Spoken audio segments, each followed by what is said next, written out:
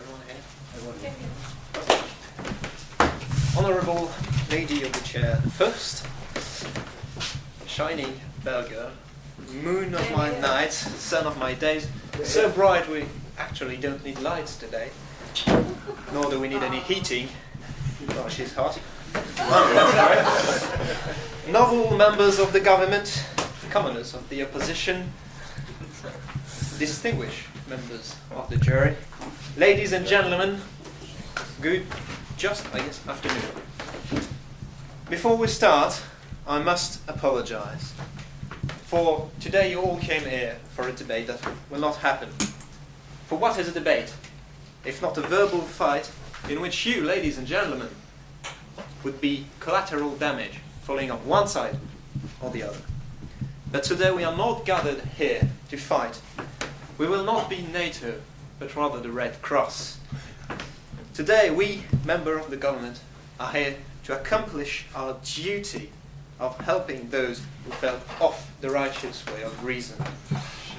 Please do not be too hard on the members of the opposition. They don't need your anger or any aggressiveness from you. They have lost their mind, but they don't need to be blamed for it. They need all you have of sympathy, and they need help to recover their reason. And that is our goal as members of the government. I must warn you, however, that they will try to persuade you that we are wrong. They have lost... For information. Yes, sir. Can you please tell what we're going to talk about? Yeah, later, if you don't mind. They will try to persuade you that we are wrong. They have lost their stiff upper lip. They will try to make you lose yours. They will try to use your deeper fears and joys. They will try to have you hating us and loving them. They will gesticulate and shout. They will try to drive you from tears to laugh. But don't fall into their trap. For no information. No, thank you. Be the Jedi Master standing in a water stream. Let their words flow around you. Listen, for they deserve respect and attention. But don't be fooled. Now that it has been said, let me get back on the motion. What is keeping a stiff upper lip? Rudyard Kipling gave a very good definition of the stiff upper lip in his poem If. I'll therefore quote from him.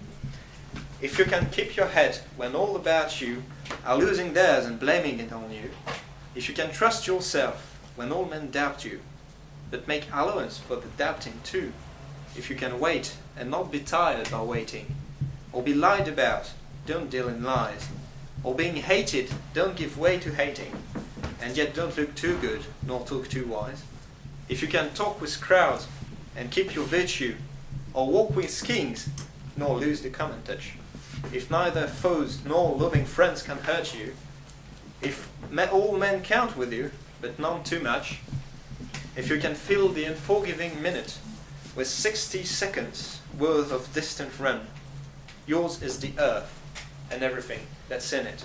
And, which is more, you'll be a man, my son. The opposition will try to make you believe that stiff upper lip consists in being indifferent to the world's misery. It is not. Keeping a stiff upper lip is the ability of putting your emotions aside when it comes to talking and therefore acting. It is the ability of always putting situations into perspective. It is not the ability of watching an African child starve. It is the ability of finding a suitable solution. It is the ability of keeping your head cool when you're boiling inside. Keep in mind, and I hope on your lips, that the stiff upper lip is a physical reaction. It is not a moral one. But I let my fellow colleagues of the government dive deeper in the definition of the stiff upper lip and how necessary it is. Ladies and gentlemen, let me please introduce the member of the proposition today, beautiful Lady Agatha, also known as the Iron Lady, who will show you why statesmen and stateswomen need a stiff upper lip and how it improves decision making. His Majestic Majesty Edward III, is a master of social issues regarding the use of stiff upper lip in human relationship. The burning inside Philippe Lebel, who will convince you that the stiff upper lip is the key to make the perfect man and even the perfect society. And our last speaker, who I'm sure you already recognize, Prince Charles, was 65 today. So we wish him a very happy birthday.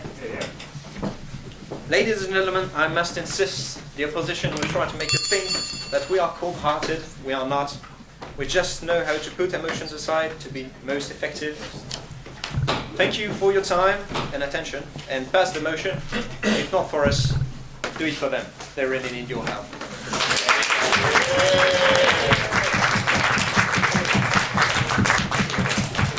Thank you, Louis, for your wonderful speech and for the poem from Keatling. So we now welcome the leader of the opposition, Manuel.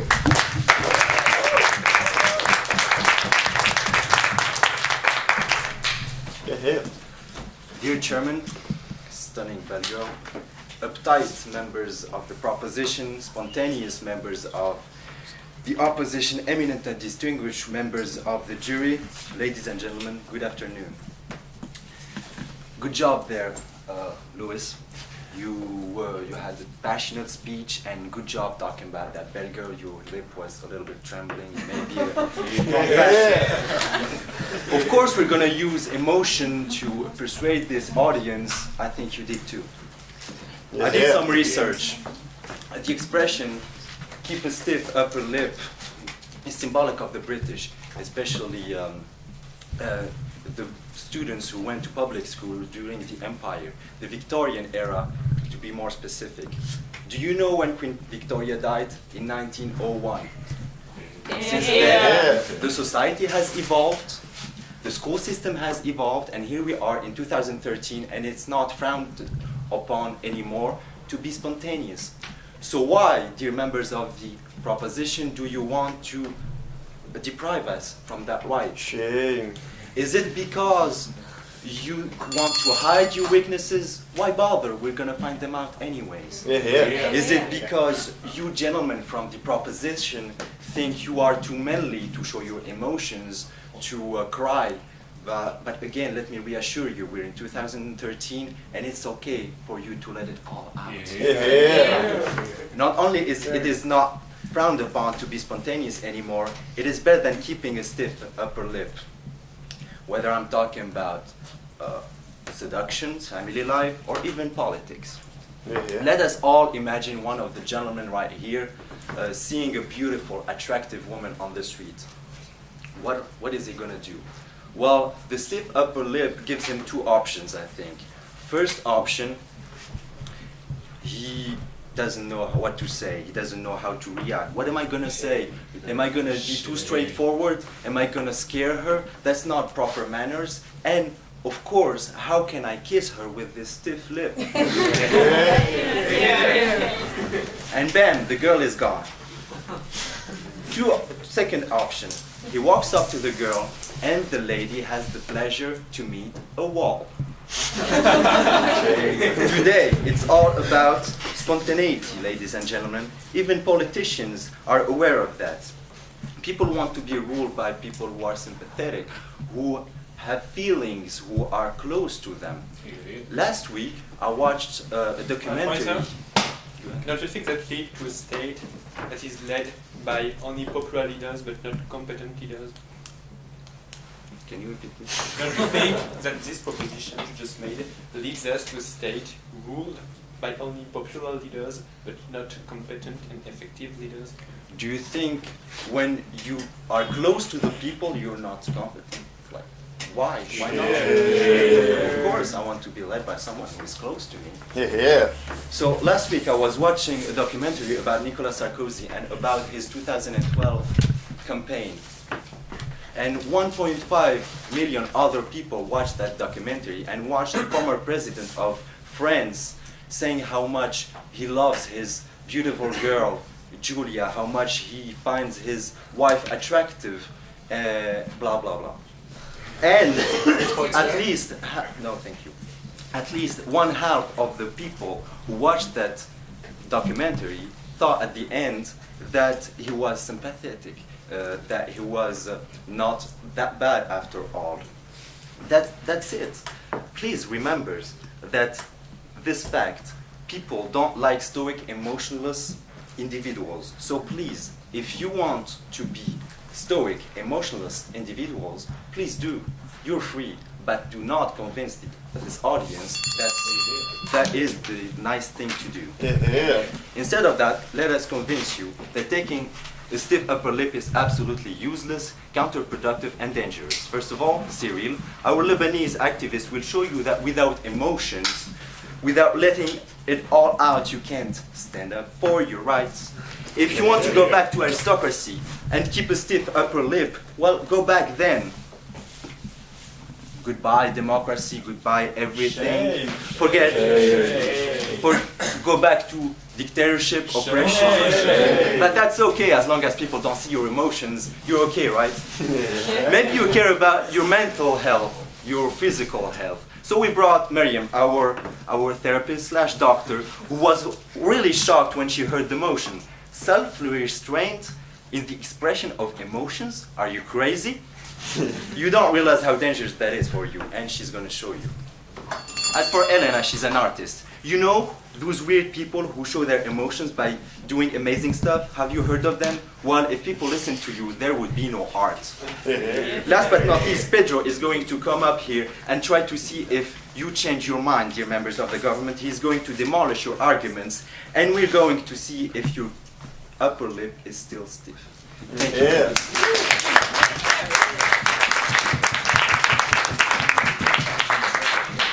Thank you, Marwan, for this wonderful speech. We now welcome Agathe, the second speaker of the proposition.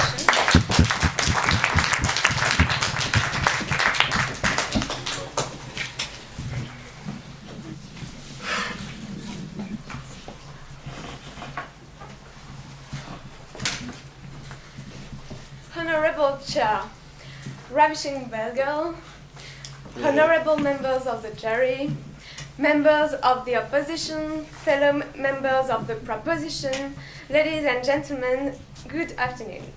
After having heard so much attacks against our brilliant idea to keep a stiff upper lip, I tried to keep a stiff upper lip and convince you that for your sake you must listen to our advice and keep a stiff upper lip. So I begin with the fact that you said people who do not keep a stiff upper lip, who keep a stiff upper lip, do not have the ability to seduce. This is the contrary. They are mysterious and charming. I go on with the fact that keeping a stiff upper lip is an attitude which is most beneficial to you because it provides you with the winner philosophy. Make the decision of keeping a stiff upper lip. Please listen to us. This will be the first decision. This will be the first one of a long list of decisions you won't regret. Because people who keep a stiff upper lip are very good at making decisions.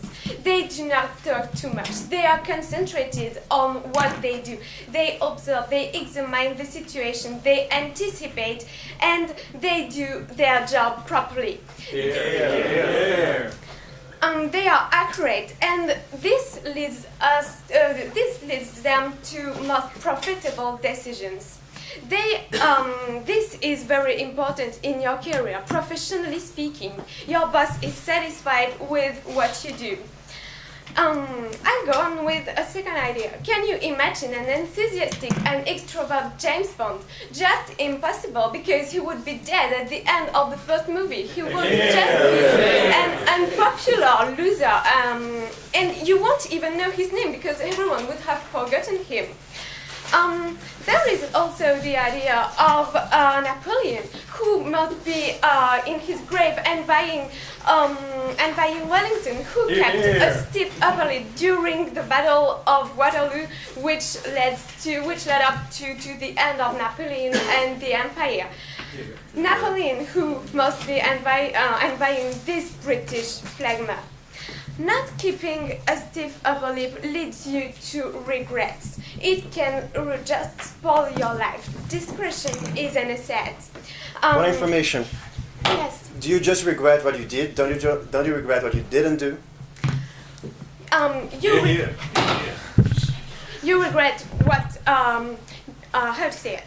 I mean that you can regret what you didn't do if you didn't make the good decision, and if you know that there was an option which is better. When you keep a stiff upper lip, you are satisfied with what you do because you do not regret anything, because you know that the decision you made was the best possible decision. This is the reason why you are satisfied with what you do, and you do not spend your time complaining about the fact that you should have done something else which would have been better for you. No, thank you. This is the reason why you are confident. When you know how to keep a stiff upper lip, you are confident because you know that your face will never betray yourself. You know that you are able to control your emotion, whereas all the enthusiastic people who do not know how to control themselves are wondering, oh, how do I look? What is my appearance? Does he know that I was thinking that or playing that? You are free and independent if you know how to keep a stiff upper lip. And consequently, you are never angry towards yourself. You feel confident and you love your own person, whereas it's impossible if you do not keep a stiff upper lip. You know how to react, you know how to anticipate, and this is beneficial for you. You are satisfied and happier, and you are able to destabilize all the other people. You are admired because all the others wish they could keep a stiff upper lip. So this is the reason why we really hope that you will vote the motion, and we will listen to our short lesson which encourages you for your sake to keep a stiff upper lip, which will be beneficial for you.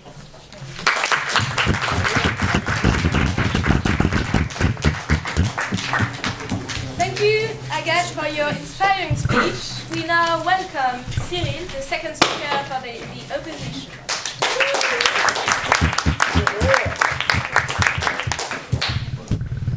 Dear Mr. Chairman, beautiful Belgrade, passive members of the government, comrades of the opposition, members of the jury, fellow members of the audience, good afternoon and thank you for joining us today.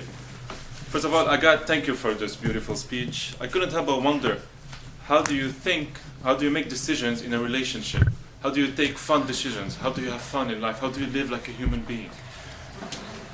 As Marwan said, I stand before you today as an activist, a proud contributor to world-changing events. But before I start, let me quote something I read a few days ago regarding the Bulgarian protest over poverty and corruption, since the Bulgarian government is said to be backed by a mafia. I quote, "We are protesting against poverty and unemployment. We are protesting before we become beggars with a higher education." These are students' words, and keep them in mind, ladies and gentlemen. While we are sitting here today, cozy in the heat, at Telecom Paritech, debating, there are thousands of them standing outside in the cold, fighting for what they believe in. Yeah. Now, as you might have noticed, we are all foreigners here. And we'd like to remind you, French people of the opposition, of the proposition, I'm sorry. Your country's national motto, liberty, fraternity, and equality. For we will be the ones marching down the streets fighting for our liberty. We will be the ones defending our equality. And we will be the ones bonding and thus forming our fraternity. And you will be the ones sitting on your couch, watching as the envy and the regret fills you up. Now, how can you defend the cause without showing emotion, I wonder? How can you show the world that you really care? How can you get the passive ones moving and convince them to join a movement that you want to form without showing any kind of emotion or passion? I am talking about the causes that really need fighting for. For example, democracy. Listen when I tell you. Yeah. So you believe that defending a cause simply results to showing other people that you enjoy it? I'm sorry, can you repeat that So question? you believe that simply defending a cause simply means showing other people that you want to defend it? No, That's to what you're defend a big cause like democracy, as I just said, you need a movement. I want to move the people. I want to help you people sitting on your couch to join me. Listen when I tell you that reacting to imposed laws is the only way to defend the democracy that you chose. The only way to let your government know that you're not happy is to show it. For when it starts following a bad path, and as our mislead colleagues are, or worse, when corruption strikes your government, the only road it can follow is doom and dictatorship.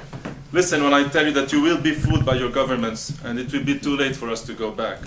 Now I ask you, ladies and gentlemen, what about bullied children? What about beaten children? What about abused women? Could you look them up in the eye and tell them, suck it up? I don't think so.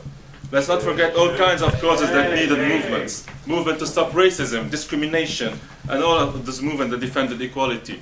Speaking your mind and showing your emotion only help start a cause and ignite it. And who knows, maybe it will change the world for the better. Yeah. Don't you think that making a decision and being concentrated on what you do, fighting racism, is more efficient than showing your emotions and complaining about the fact that racism is bad? You're here. That's my next point, actually. What you need isn't only logic, it's also emotion. You need to put people in this movement. You need a mass, someone to convince other people, not just you, yourself with your logic. It wouldn't help. So let's keep in mind, ladies and gentlemen, that a movement by mere logic isn't worth anything, since people usually know that the cause is for the better good and worth following. For example, the Bulgarian protests. You don't need a logical speech, you already know that it's wrong for a government to be backed by a mafia. What's preventing you from protesting and helping them? The problem lies within the fact that it is hard for one to actually get in there and fight for it. It takes courage to do so, and courage isn't about hiding emotion, it's about showing them and use them to act. Now, showing emotion during this protest will touch people just as I have been touched. Showing emotion will awake empathy in people and push them to join a movement. A successful movement is a good mix of both logic and emotion and empathy. It's used together in order to create a chain reaction that will stand in the face of adversity and hopefully destroy it. Ladies and gentlemen, keeping a stiff upper lip would destroy our liberty. It would banish equality. It would shred our fraternity. For it would make it easier for the governments to overstep their boundaries, thus leading us into dictatorship and oblivion. It would also cause our society to shatter into pieces by ignoring its flaws and by leaving discrimination, racism, and all kinds of mistreatment unanswered. For an emotional reaction is the key to create a movement. Ladies and gentlemen, there may be times when we are powerless to prevent injustice, but there must never be a time when we fail to protest.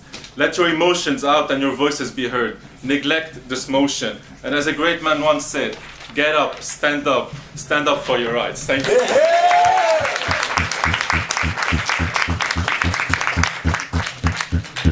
Thank you, Cyril, for this passionate speech. We now welcome Edouard, the third speaker.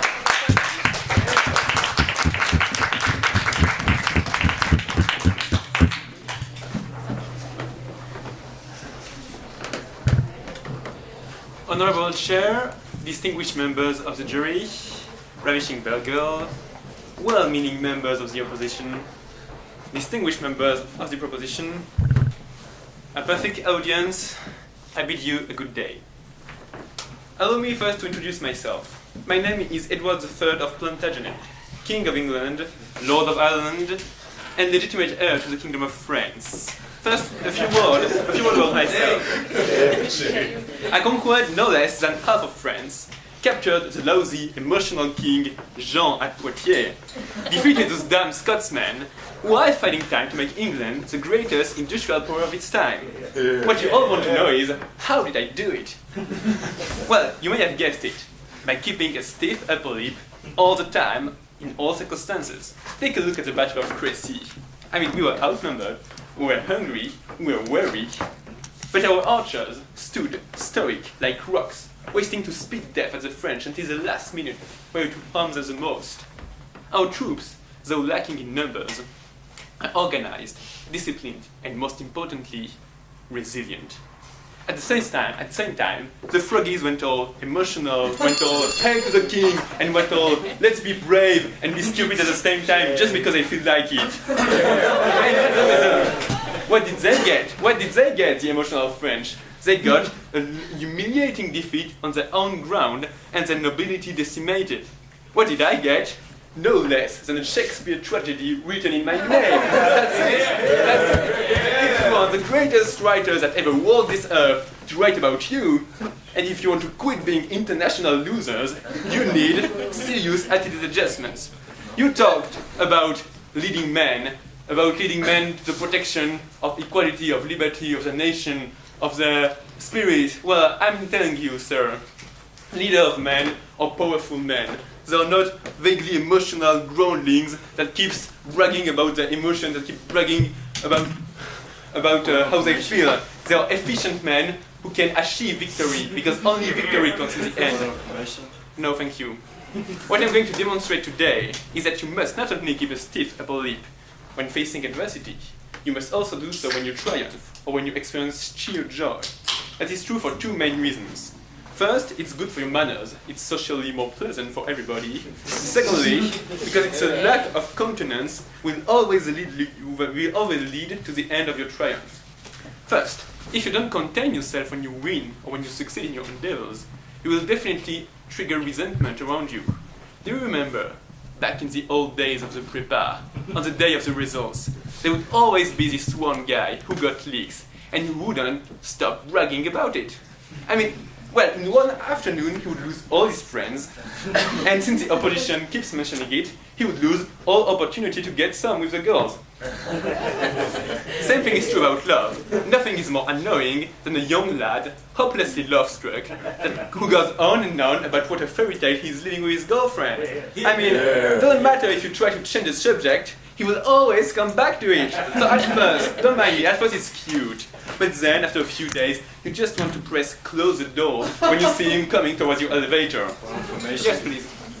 So, the guy who got leaks, the one who has a girlfriend, aren't you just jealous?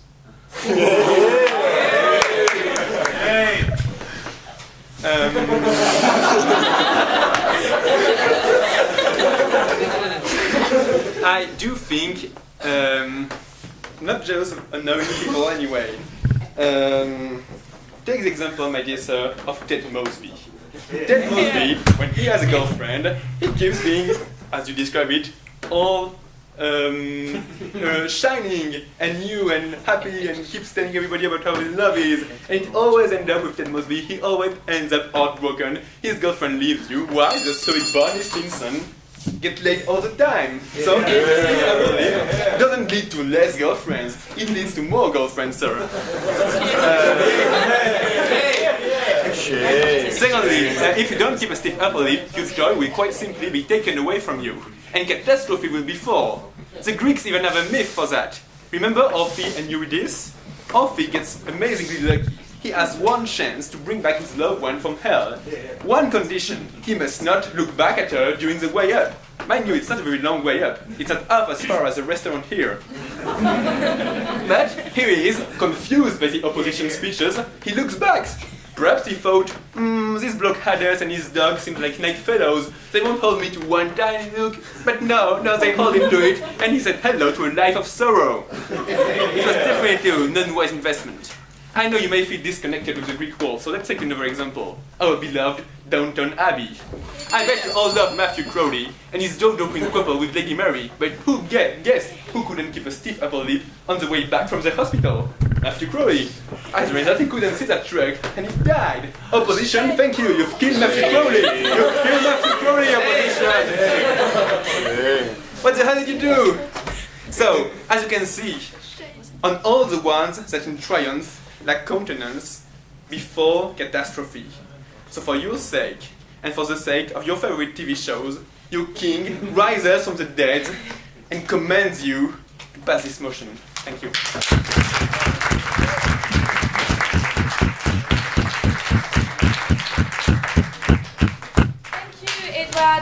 this passionate speech and for the spoiler, we now welcome Mariam, the third speaker of the opposition.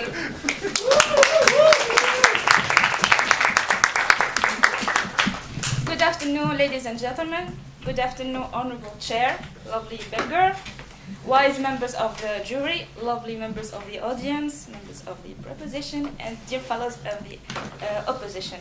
As Marwan said earlier in his wonderful presentation, today I'm going to be the doctor/therapist because we thought that the proposition members are really in need to hear it from an expert why keeping a stiff upper lip is not a healthy behavior. And believe me, it's you who need help, not us, as Louis said.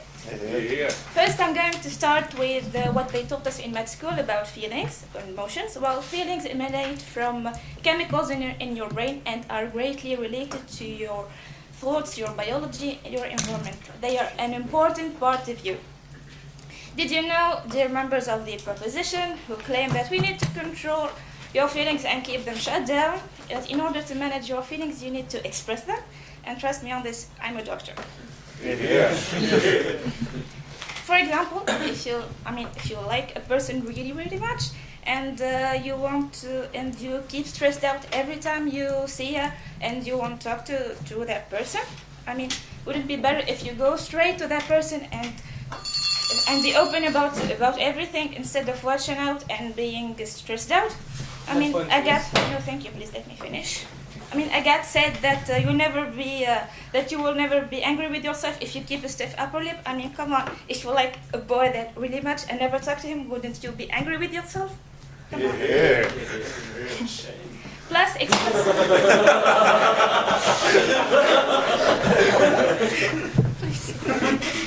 Boys that keep a stiff upper lip don't end up bachelors. They all have families and kids. You can very well keep a stiff upper lip and still have a sentimental life. Not a question, where is the question? Okay. I'll continue my speech. Don't you agree? I'm going to continue my speech. Expressing your emotions strengthens you both physically and psychologically. In fact, holding your feelings under layers of control and pretending and everything might cause you to suffer anxiety, depression, headaches, high blood pressure, ulcers, and even more serious diseases. Did you know that almost 80% of health issues nowadays are due to emotional baggage? Of course, you don't know that. Otherwise, you wouldn't be standing here defending the keeping stiff upper lip.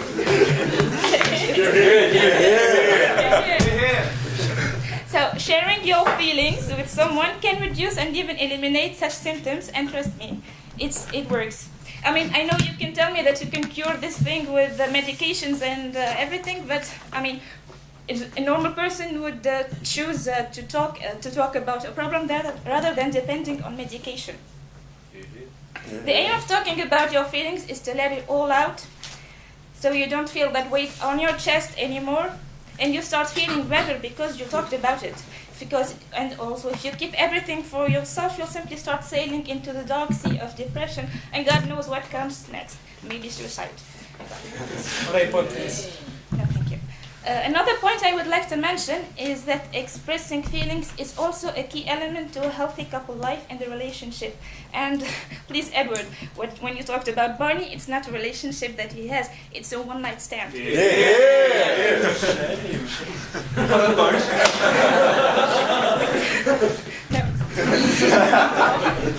Being open about your feelings in a relationship is very, very important. On the point.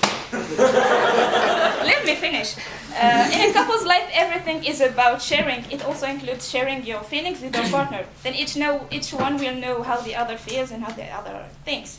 In the same manner, if a couple wants to solve their problems, they first need to talk about it, to share their emotion, to know that in the first place that something that needs to be fixed. Otherwise, if everyone keeps everything for himself, everything will pile up and might end up worse. Please, ladies and gentlemen, feel free to let out your emotions. It's healthy. Don't be afraid to show them. It makes you stronger, as I said before. Please neglect this motion and never, never in your life keep a stiff upper lip.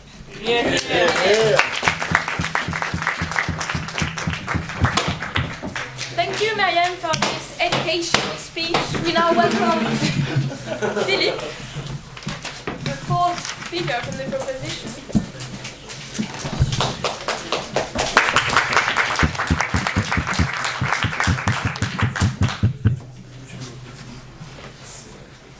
Distinguished chair, honorable Bell, member of jury, chair of public, fellows of the proposition, and honorable members of the opposition. Please, imagine the perfect guy.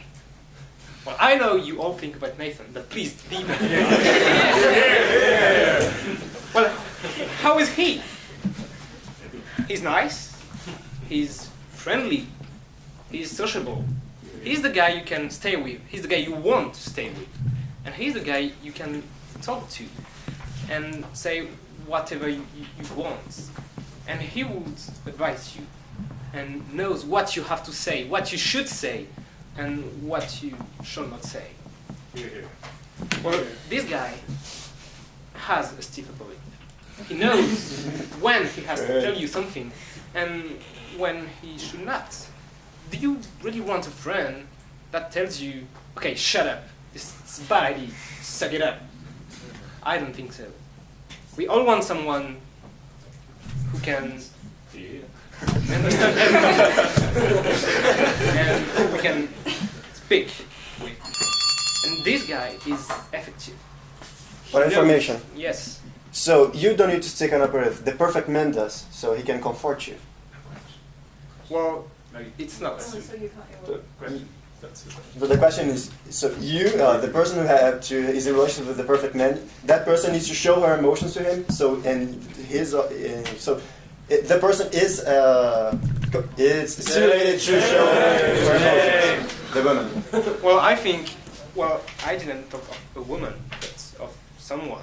And you can just talk with someone, and I meant that this guy would tell you what you should do, and he would know when he has to tell something and when he should not. Yes. So would this guy tell the person in front of him or her to keep a stiff upper lip? Well, he would tell him, okay, yes, you have to keep a stiff upper lip, and you have to speak when you want to do it, and when you feel you have to do it, and not just when you say, okay, I'm going to say it, and you don't think about it. So you have to stay calm. You have to think about it.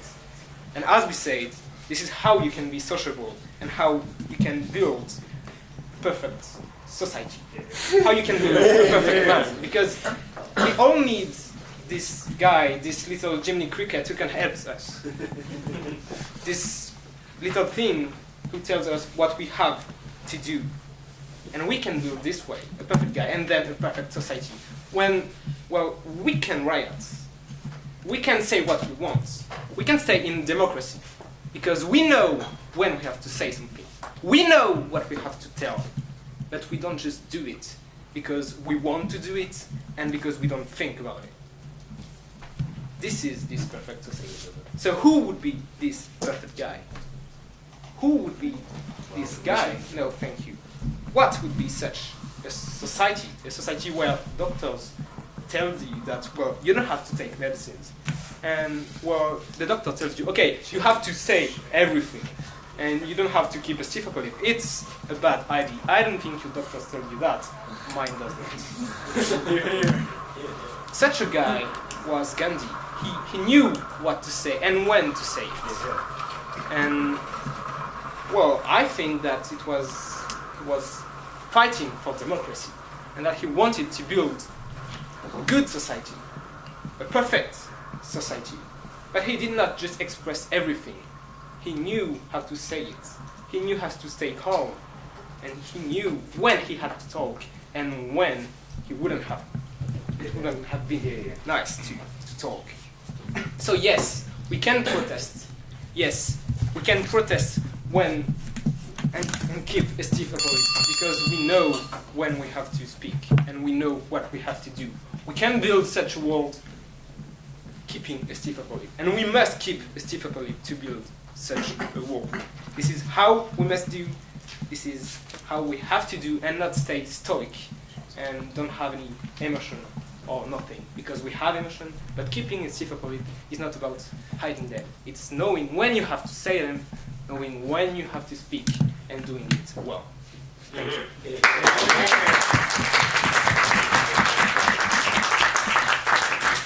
Thank you, Philippe, for this constructive speech. We now welcome Hélène, the artist.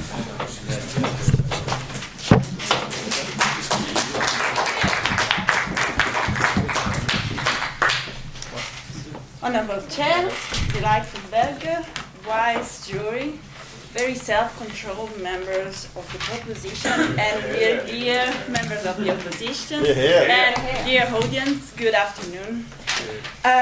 Just one point, Philippe. I mean, if I have a friend that has to give me some advice, I just want him to tell me what he really thinks about what I'm saying. Just not, well, yeah, maybe you should say that, think about that, and he would think about that 3 times, and then at the end he would say, oh yes, you should keep a stiff upper lip. I just want him to tell me everything he thinks, because that's the point. That's the point of a friend, and that's what a friend should say.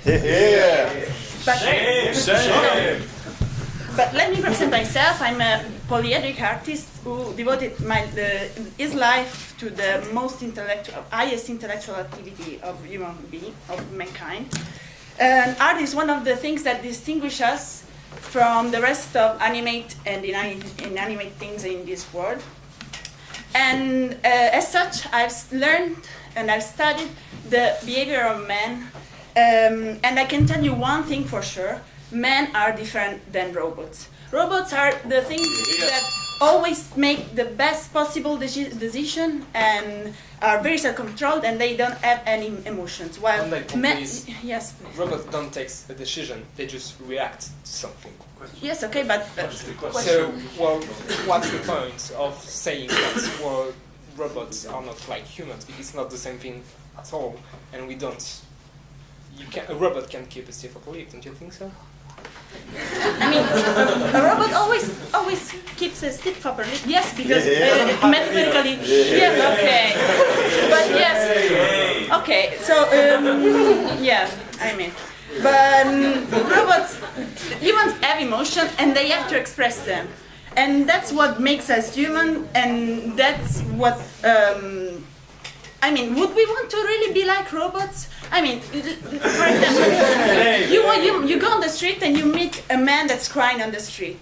Oh, and you think, oh yes, he's weak. I should go there and exploit his weakness and just go and rob him. No, no, please.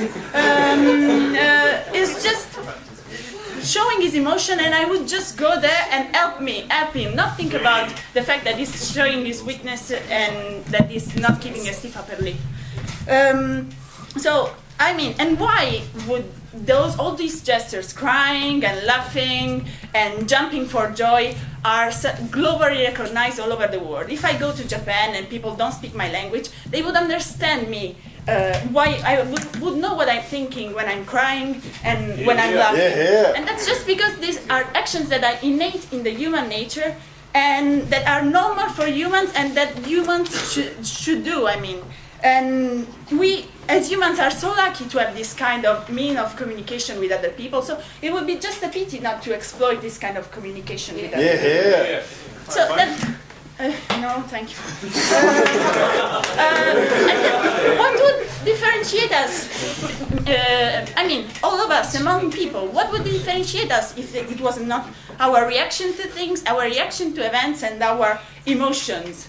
How would friendship and love generate with such a lack of spontaneity?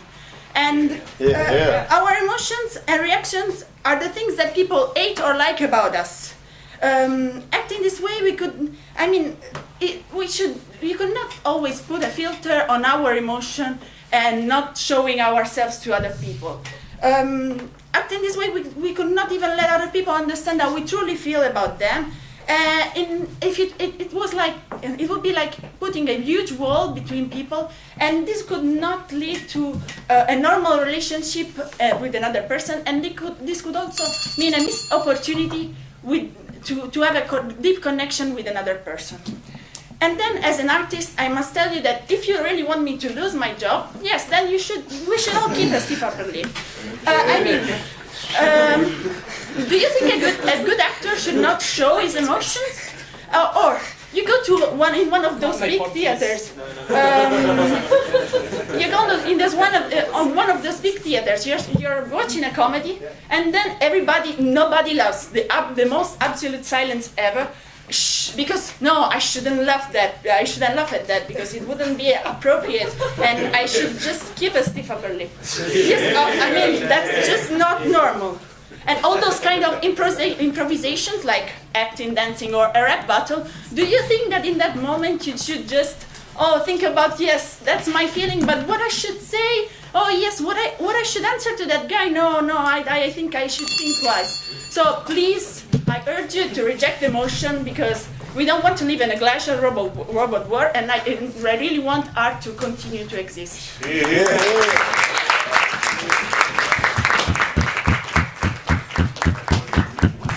Thank you, Elena, for this inspired speech. We now welcome Charles, the whip of the proposition.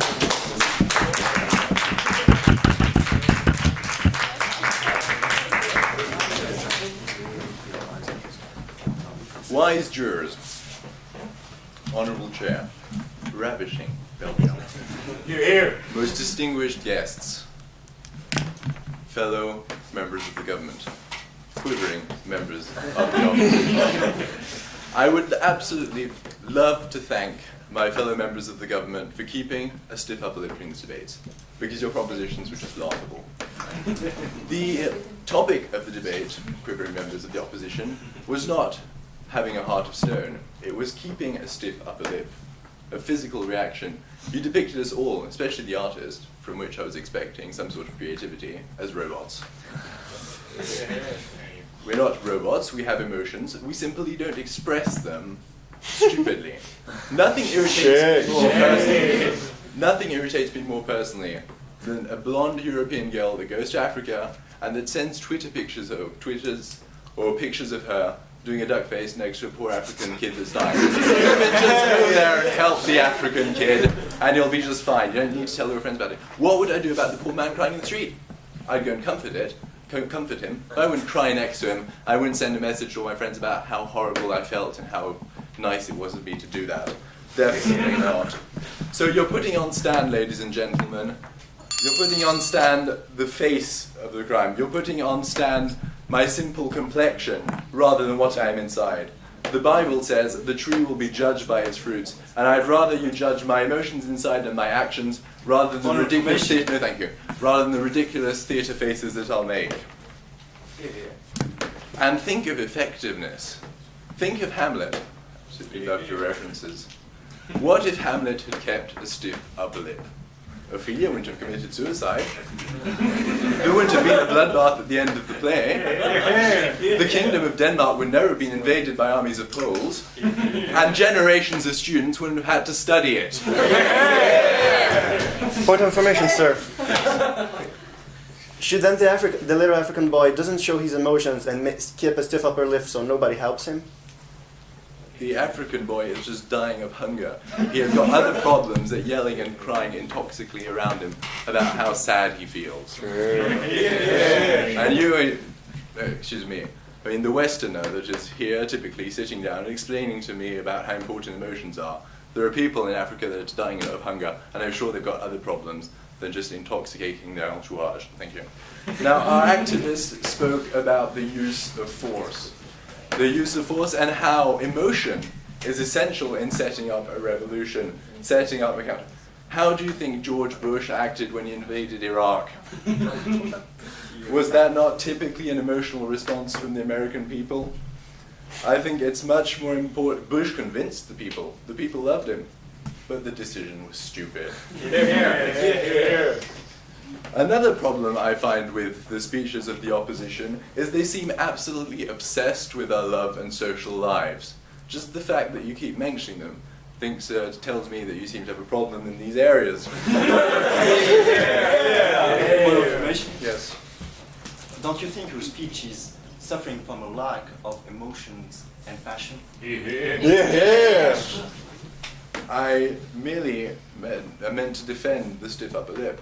I'm not going to play in your game. And I find that you guys, on the contrary, kept a perfectly stiff upper lip during your whole emotional responses. So I was a little bit disappointed about that. So definitely, ladies and gentlemen, you kept talking about how leading to your emotions sets you free. Isn't it Oscar Wilde that says, enjoy and dominate your emotions? I think the word enjoy implies amusement. And the artist told us about how important it was for us to simply feel the joy out of freeing our emotions.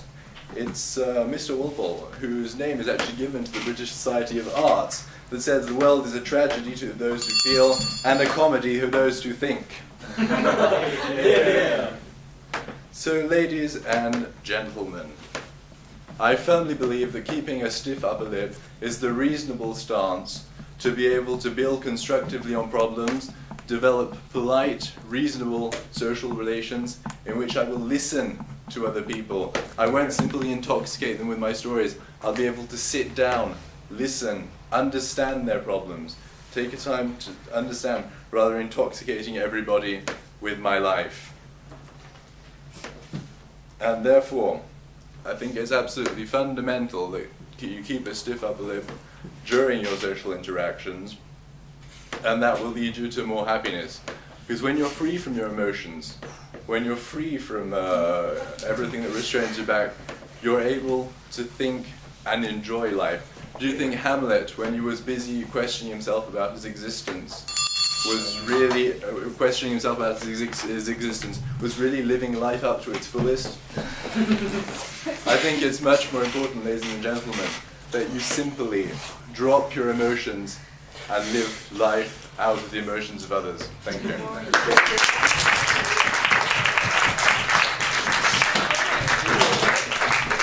Thank you, Charles, for your wonderful whip. We now welcome the other whip, Pedro, the whip from the opposition.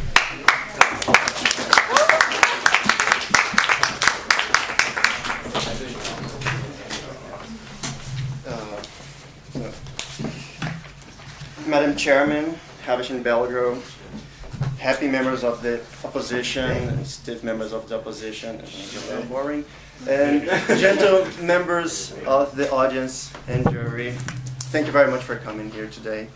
And please, just to begin my speech, I would like to thank Charles for that really, no, it wasn't really a touching speech, it was really boring, sorry. I would like to begin with in how the speech began, with the definition of the speech. First, we got Louis that came here and started talking, and I think he only came with something that looked like a definition, which was actually a poem after 2-3 minutes, and it was really something blurred. But then we have our friend that came here, and with his emotions, he showed you in less than 30 seconds what the motion was supposed to be and what the stiffening an upper lip means. Even though we're talking about stiffening an upper lip, we are doing it officially by showing our emotions. And then one point that was really talked about during all this debate was men. We talk about a lot of men, well, especially them. They really say the perfect men. Did you ever thought about women? Like the women should look for the perfect men that keep a stiff upper lip, and how about them? So, and we really need to have the distinction nowadays. Is that really necessary? And then you say that a charming, mysterious man is a lot more efficient than men that show his emotions. But did you show any numbers? Well, we all here know that the naked men have a success rate of 2 for each 3 cases, and you also mentioned Ted Mosby. And you talk about Barney again, saying that Barney has a lot of motive. And I'm sorry, I'm happily married, and I'm a very motive guy. I'm happily with my girlfriend after 5 years. And I can assure you I have more time in bed than Barney Stinson. Yeah. Okay, then we came for government decisions and how the king came back to life to tell us how we should keep a stiff upper lip, and that's important for us nowadays. But sorry, that time has gone. You're dead for a reason, and now we're all here. And you talked how emotions are a problem for the government and for our definitions. But Thankfully, Cyril is here, and he explained how we actually need them for change. And you say how French lost the war, but did you actually forget about French Revolution? That was really important for all the world, not only French, and that was done by emotions. Sorry. Yes, please. All those emotions during the French Revolution led to a bloodbath, didn't they? Also, but they led to the great situation of democracy that we have today. So, oh, sorry, later. Then we start talking about what we really want from a friend. That how we need to stiffen up our lip to show confidence for others and to have confidence in ourselves that we are gonna own our own minds. We are gonna be the king of the world if we stiffen up our lip. I totally disagree with that. To be king of the world, I need my friends at my side smiling at me and saying, yes, go there, hey. That is what gives me strength, not knowing in my mind that I have a good posture, I'm not exaggerating and I'm not doing too little, I need to calculate. And by the time that I'm trying to calculate... yes, please. If you tell the others that you have the intention of ruling over the world, will the people who've told it let you rule over the world? Sorry, please, can you if you tell the others that you have the intention of ruling over the world, and if you can't keep a stiff upper lip, and if you release the information, will the others let you do what you want to do? So you think that the difference between ruling over the world is actually saying it or not saying it? Keeping a stiff upper lip will make no difference in the future. So, then we came to the point of talking about health, how it's dangerous for us if we don't keep a stiff upper lip. We had a couple of examples from persons that died for not keeping a stiff upper lip, but thankfully we also have a doctor here that explained how a lot of people nowadays suffer from ulcer and having a lot of problems, how we had a lot of suicides in China, and that's a problem from people that are trying too hard to keep their stiff upper lip. So ladies and gentlemen, we had here a group of gentlemen trying to prove you that you should restrain your emotions. Sorry, I'm not allowed to do that. I would love to, but I can't. We do that later. And so we had a group of persons that was here trying to tell you how good it is for you to not show your emotions. And you had us from the opposition showing you how a lot of the emotions that we always had, how not keeping a stiff upper lip have brought changes to the world and good changes, how we are happier with it and how life works with it. So please, we beg you, do not keep your stiff upper lip. Be emotive and react to this motion. Say no to it. Thank you very much. Have a good afternoon. Thank you for this wonderful week. Thank you to all the debaters for their wonderful speeches. I assume the judges will go judge and do what they I think we are going to have a house debate now. So if some people from the house or from the audience are willing to ask questions to the debaters while the judges are judging, you can. So I assume you had a deal, sir? Yes, Isn't when Ted Mosby had his first date with Robin Scherbatsky? Yeah. What really, with the first episode, so it's not really a spoiler. What really ruined all his chances was saying "I love you" on the first date. Yeah. So isn't that a proof that not keeping a stiff upper lip ruins all your chances? So do you really social relationship? Do you really think that everything that Ted Mosby had with Robin didn't help so he could start dating her later? Spoiler.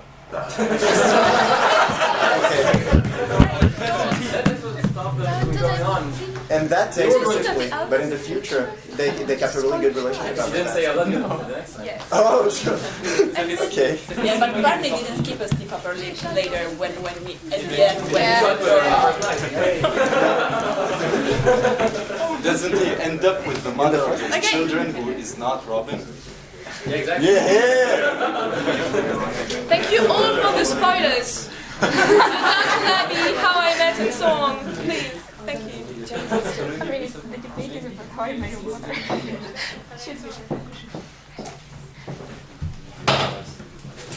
Does anyone else have any questions? Are there some POIs which wasn't taken? Yeah, during the American Revolution, which was